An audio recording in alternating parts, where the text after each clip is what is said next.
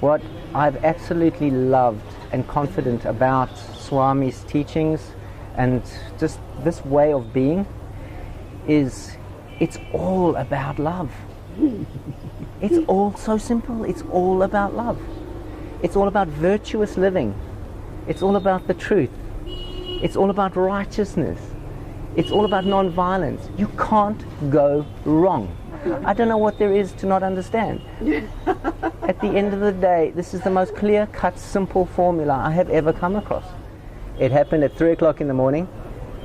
I got myself into such a state that I tried calling what's called Lifeline in Australia. Yes, we know because what that is. I was really concerned about where to from here. And I got put on hold for 15 minutes. Okay. Don't commit suicide for 15 Correct. minutes. I'll get back to you. I had elevator music, and eventually I hung up. And being 3 o'clock in the morning, I didn't want to wake anybody else. And I literally got onto my hands and knees, and Baba was the first thought that came to my mind. Sai Baba. Sai Baba. You know, the excitement inside of me, and I'm being taught not to use the word excitement. It's okay. But the joy and the love inside that I feel, that we actually have that opportunity to live so differently amongst everybody and to walk amongst everybody so differently than what we have been doing in the past. As you said yes. I said yes. Yeah. And I ain't going back. Yeah. Richard Lubner has never seen Sai Baba alive, nor was he ever a follower of Sri Satya Sai Baba during Baba's lifetime. From sheer desperation to bliss, Lubner only began to follow Sri Satya Sai Baba just 6 months prior to this interview. What follows an astounding account of one man's journey from his mind to his heart. Welcome to Souljourns. This interview was recorded in Puttaparthi, India on December 14th, 2012. Souljourns says hello to Ritchie Lubner. Often we'll talk with Sai Baba devotees who have been around his form or his love or his mission for years, if not decades. In Ritchie's case, it's a matter of days, maybe 6 months only. You've been attracted to whatever his essence is. What is it? You tell us what attracted you and why to Sai Baba. Well, Sai Baba, my first experience was actually at the age of 7. So many years ago. Many years ago. Through my sister who had been attending a satsang in South Africa. I'm originally South African.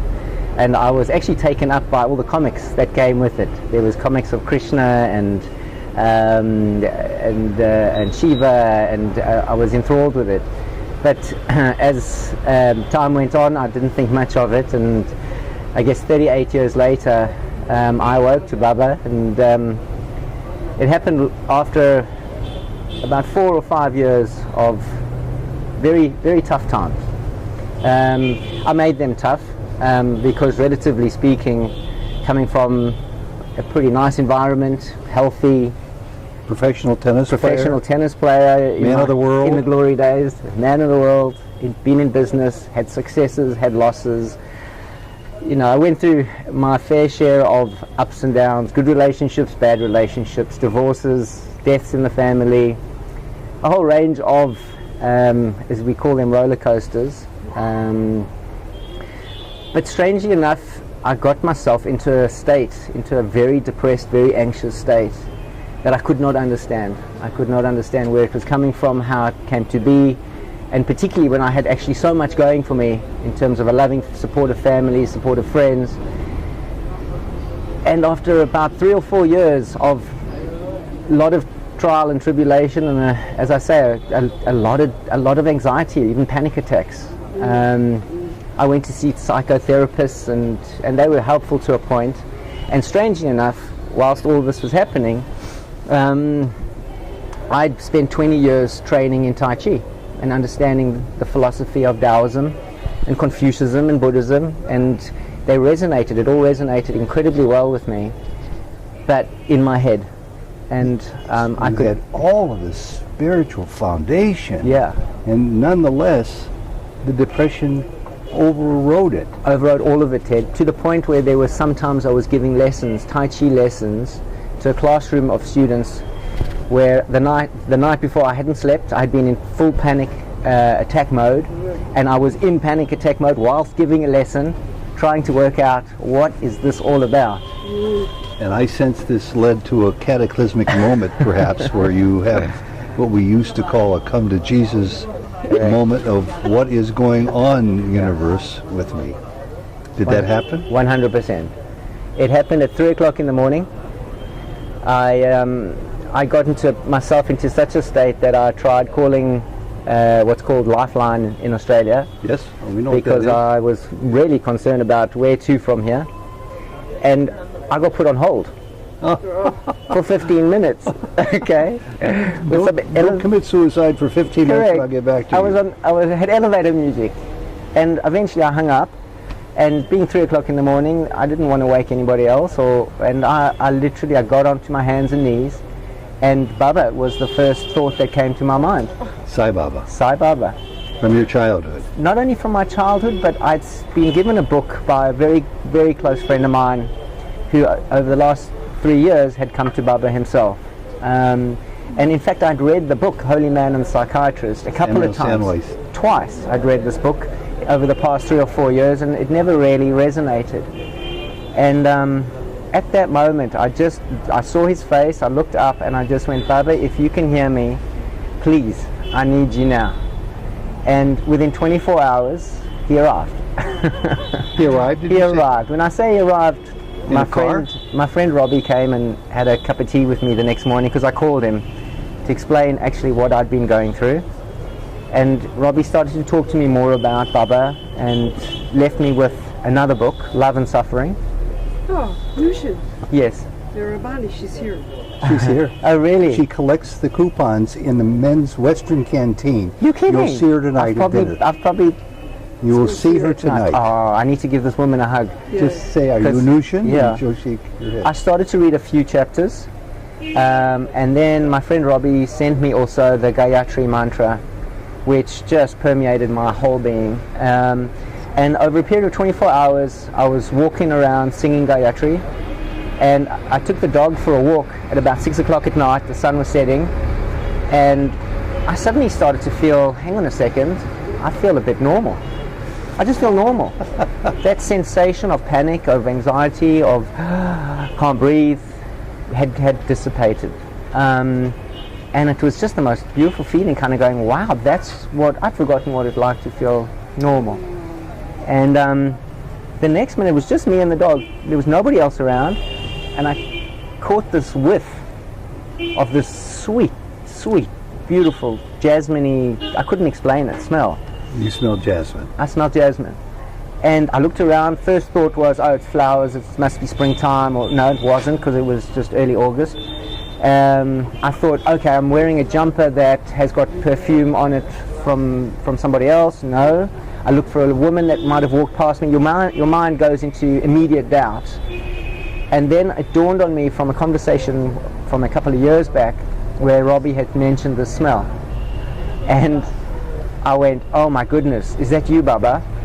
And I said, if that's you, I want to smell it again, and I'm going to walk a few paces ahead. And I walked a few paces ahead, and boom, the smell came again. Oh my God. And I went, oh my God, is what I said as well. And as I said, oh my God, the sensation came up over my body. I felt up the back of my spine this incredible bliss. With it came this insane sense of gratitude, which just seems to come parallel every time you get that feeling. And the minute I thought of that, I went, oh, I've got to call Robbie. And as I finished the words E of Robbie, my phone rang. It was Robbie. And it was Robbie, okay?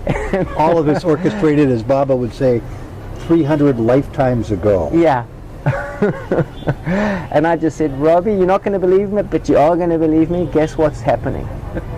And we finished the conversation, and from that moment onwards, it just got stronger and stronger. And for a period of almost, 3 weeks, it just came so hard and fast.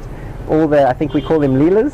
Leelas. And I saw the number 108 wherever I went. 108. 108, 108, 108 everywhere. And just situation after situation. I had a particular situation when I'm a surfer as well, and I was in the water, and what was the most perfect, beautiful sunrise, perfect morning. Just 3 guys in the water, and 2 of the guys I saw started to have an altercation. And I just remember paddling up when the one guy disappeared, and this other guy was angry. He was a big bloke from Hawaii, in fact, a big guy, and he was angry, and he said, at the top of his voice, he said, "Now that guy's just gone and ruined my chi." And I'm a Tai Chi instructor, right? So I thought it was pretty funny that he mentioned even chi, and I said to him, I don't know where it came from, but I'd read it, and I just said to him, start your day with love, end your day with love, fill your day with love, end your day with love. That's the way to God. And he just looked at me and went like this, and I got the next wave, and then when I came back, the 2 guys who were fighting were chatting. We're all fine and all wonderful, and I just thought, wow, this is something quite incredible. Yeah. So, it's just been a continuous development along those lines, and very fortunate to have close friends to kind of guide me and talk me through it, because obviously I've never seen Baba in the form as such, and to have such a profound experience without even seeing him, it's been just quite extraordinary. And He's actually left his body. You need to say that to him. Well, I should fill people in. It sounds like we're overlooking Times Square with all the traffic noises. We're immediately across the little main street of Prashanti Nilayam, right across from the main entrance of Sai Baba's ashram and his Mahasamadhi, where his body resides. We're high atop what used to be known for Sai Baba buffs around the world will recognize the old German bakery, which is now called Swami's Bakery. Kitchen, yeah. Swami's Kitchen, having this delightful discussion. And it's just hard for me to believe that you've had so much happen to you in such a relatively short period of time. What's next for Ritchie spiritually? Well, fortunately, these days it's such a pleasure to not have to be able to answer that, because I just ask Swami, what would you like me to do next? You sort of know it's going to be perfect, whatever it is. Absolutely, the liberation. The liberation is in exactly that. Is just being able to go, what do you want me to do next? I realize how much trouble I got myself into, thinking that I knew or had to know, or there was in my mind what needed to be done. Ritchie, I knew that there was something more. Do you ever stop and realize, and my prediction is that you will if you haven't already, that all the trouble you just referred to that you've gotten yourself in was probably resolutely necessary for you to be where you are today? Absolutely. We think of it in relative terms of this awful, damaging trouble, and you look back and you say, thank God I would have gotten here without that motivation. Ted, when I've experienced the bhakti tears, the tears of joy, which, as I said, comes with a gratitude, it's so complete, the gratitude, because of all the trauma and the heavy times, and I can see how it would never, ever, ever have been possible without it. And the absolute grace in being given it, but then to see it, and it's the necessary 2 sides of the same coin, has just been quite extraordinary. Right before we sort of went on the air and you started to share with us a story, you told us about a woman who made a prediction, and I'd like you to repeat that to us right now. Sure. Well, it wasn't just about a month ago. About a month ago, yeah. A friend of mine, who we've had over the years, many spiritual discussions and interactions, and as I'd like to say, mainly from the head. What's happened to me is it's come from now, connected at the heart. And it's been sorry to digress, but it's been an incredible journey, because I've had 20 years of intellectual understanding of the spiritual space. But for it to connect at a heart level, now with the mental level, feels just quite unbelievable. It's a new life. It's a new beginning. And if there's anything that if people end up, watching and taking the time to watch this interview, for those who have had experience of real suffering in depression and anxiety, and there's so much of it in the world today, I want them, and I want you to hear me loud and clear, there is a way out of it. There is a way out of it. And it does involve getting on your hands and knees and having faith and recognizing that there is so much more that exists other than what you think there is right now, and that what is happening to you is a necessary evil as such, so as to jump out. It's a necessary evil until it becomes a necessary blessing. Until it becomes a necessary blessing, absolutely. And I wanted to underscore this before you carry on with this story that I have invited you to share about this woman, because when Jody first told me about you, I thought immediately, I'm here to see Baba's Mahasamadhi, to pay respects to the place where his body is enshrined, and to enjoy all the wonderful bliss that's in this ashram. But the number 2 reason is to record stories for Souljourns, because I know how they changed my life. Stories such as yours. And yours in particular became very vital for me because you are such a recent follower of this holy man who doesn't even walk the earth anymore. You've never seen him alive. Yeah. What greater proof does one need than one's own experience? So even if he was alive and people told me stories and mentioned it, it would still, and even if I came and seen him, nothing is as powerful as the experience that I feel in my heart and in my soul. And if I tell you, I don't catch myself every single day going, it wasn't just 6 months ago that I was living in hell in my mind, and the joy and bliss I feel of this new world today is something quite extraordinary. Yeah. You know, so the proof is in how one experiences it for oneself. Back to the woman now. Sorry, back to my friend Gail. So, no, What's her name? Her name's Gail. Gail. Gail. Okay. Gail. That's the accent. A beautiful spiritual being and a good friend. She went through a similar thing as I, and we're on a phone call, as we often did have in terms of supporting each other and having this is a month spiritual ago. discussions. Yeah, just over a month ago. I asked Swami in a conversation with her, before I opened my mouth, can I share you with her? And it came loud and fast. And Wait a minute. Can I share you with her? Okay. Yes. Do I have your permission to actually share Sai my Baba. experience of Sai Baba with you? Because it just felt like she needed to hear this. And the answer just came before I even finished the sentence. And just from my mouth, just for literally a half an hour, I shared my experience and shared my insight that I was feeling about a different way of looking at life. And since that time, she has similarly gone through the most amazing transformation and experiences and the smells of vibhuti and whatnot. Just hearing his name and the Just story from hearing your his name. perspective. Yeah. And it wasn't 2 weeks ago that she said to me, you know what? You're going to be on Souljourns. And I said, and I laughed at her, and I said, yeah. How did she even no know idea. about Souljourns? She didn't even know at that point that I was even coming to India. She didn't even know that you guys were going to be here. She just said to me, But how did she know about Souljourns? I introduced her to Souljourns. The videos. The videos. So she had already seen some Souljourns, I and she started saw to, you being on it. Yes. And the same way, which I really would like to include, is in the same way as my good friend Robbie started to slowly introduce me to some key videos from Souljourns, which has absolutely been just instrumental in my development and my introduction to Swami, and so grateful to the two of you guys for what it is you're doing for the world in terms of bringing these stories to Well, people. we're a team, and Jody's the networker. Look who she brought to our camera today.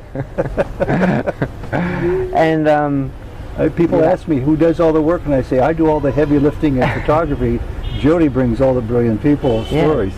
But I got to tell you, it's so important for all of us out there. We, to have access to that kind of information and insight to other beautiful people and their stories, because your hearts connect with the stories.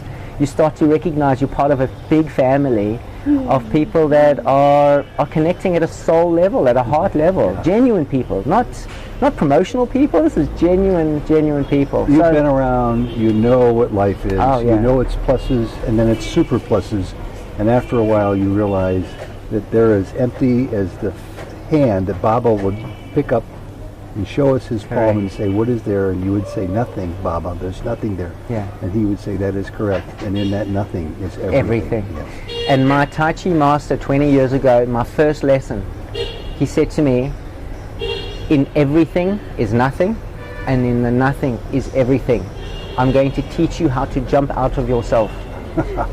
And I didn't know what that meant. You've just done it. And we've done it. We're getting there. So Gail's going to be quite happy when she learns. I think Gail's going to be floored when she finds out that this interview took place. If I can figure out a way to use the slow internet connections here and upload this while we're still here. I'll put it up in the next several days to Souljourns. But I got to tell you another really interesting thing that happened to me, and I think it's also quite prevalent. Is it was about 10 days ago. I'd received an email from somebody who wanted to negate Baba. It was the first time I'd seen a negative article. Mm-hmm. I'd heard about it and didn't pay much attention to it. But I'd received the email and I read it, and even though I have felt complete experience and complete faith, it still plays on you. And the next morning I was walking along the beach, and I just so happened to have damaged my phone the day before. So I had gotten a brand new iPhone with some applications on them, and I had it in my pocket, and I hadn't yet reprogrammed or done anything, and I hadn't opened up any programs.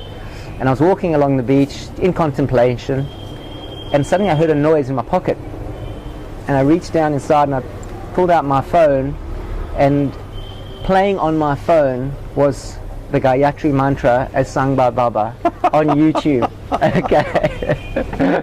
You hadn't even programmed any applications? I had nothing. I hadn't done anything. It was a brand new phone. Now somebody would say you're just pulling our leg. You're just having fun with this. 100%, I promise you. That's exactly what happened. And the Gayatri for me in particular, well, not for me, it's for everybody, but has been very, very, very powerful. As I mentioned, it was something I was chanting all the time. I chant all day. It's the universe's most popular. Oh, it just resonates through my entire being when I say and it. the recording, I know exactly which one. Jody and I have copies of it. Yeah. Of him singing that. With the phonetic sound, the Yes. wording, and whatever. Yeah. Yes. This is just a remarkable opportunity for us. Yeah. Ahead, Sorry, keep I going. just brought another story. When this was the week that things had started to happen for me, the day after the smells, I was sleeping, and in the middle of the night I had a dream or a sensation that someone was in the room, and I had a sensation that it was Baba, but I didn't actually see him. And the dog was lying on the bed, who never makes a sound. He sleeps soundly through the whole night. He got up and started barking. What's the dog's name? Lucky. Lucky. Lucky sat up and he barked, and then he sat straight back down and he went back to sleep. That was it, one bark. And I had this sensation, and that was it. And when I woke up the next morning, I thought to myself, okay, that's something going on. So why you, after all the travail and success, why you? Why have you had this moment in history in the universe happen to you with this cataclysmic change in direction of your life? Ted, from what I understand, I think, on this tree of life there are fruits growing, and every fruit I think is ripening at that different time.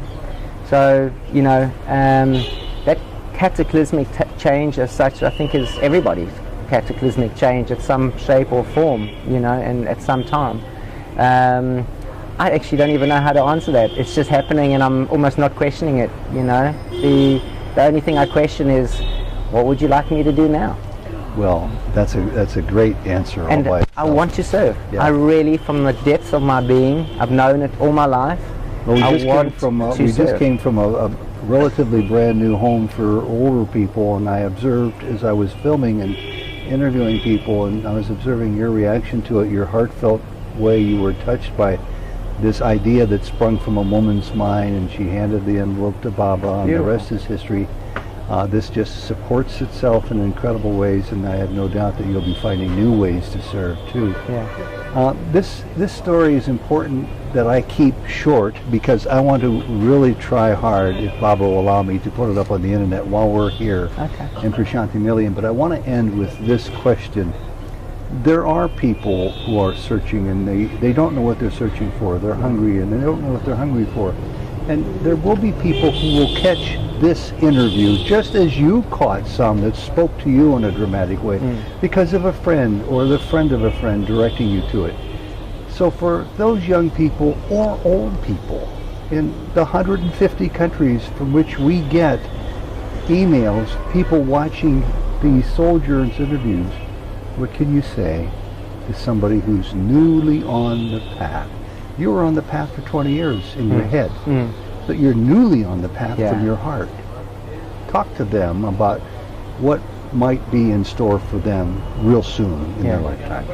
You know, I think what's in store for them, whether they're newly on the path or about to come on the path or inquiring about being on the path, what I've absolutely loved and confident about Swami's teachings and just this way of being is it's all about love. It's all so simple. It's all about love. It's all about virtuous living. It's all about the truth. It's all about righteousness. It's all about non-violence. You can't go wrong. So even if you follow this path, you're not going to get it wrong. You know? I'm laughing so hard I'm jiggling the camera. I don't know what there is to not understand. At the end of the day, this is the most clear-cut, simple formula I have ever come across. And I've studied the scriptures and I've heard it all before.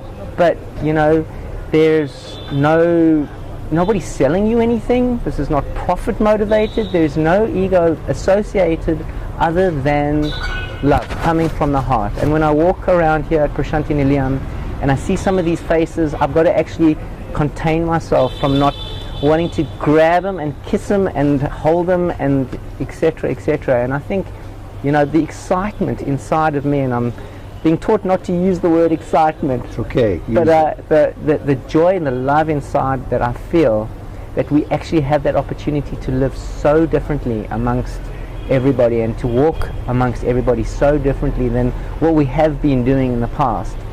As you said yes. I said yes. Yeah. And I ain't going back. Yeah. There's no way to go back. There's no way to go back. There's no bus to fall off of. No. There's no trail to get lost on. You're moving forward with great speed. God bless you. Thank you very much. Thank you. And I can't wait to see what kind of reaction this story generates. I guarantee you I know the first reaction. You only did a half an hour with Ritchie. When are you going to Australia to interview him for part 2? Well, I hope I've got more stories for you for part 2. The sign just came on that the battery is running out in less than a minute, so I will say Sairam, Ritchie. Love all, serve all. God bless you. God bless you guys. And what a gem you are in our path, and I can't wait till you tell your friend that you've made it on Souljourns so quickly. Thank you. Sairam. Thank you, Saram. God bless.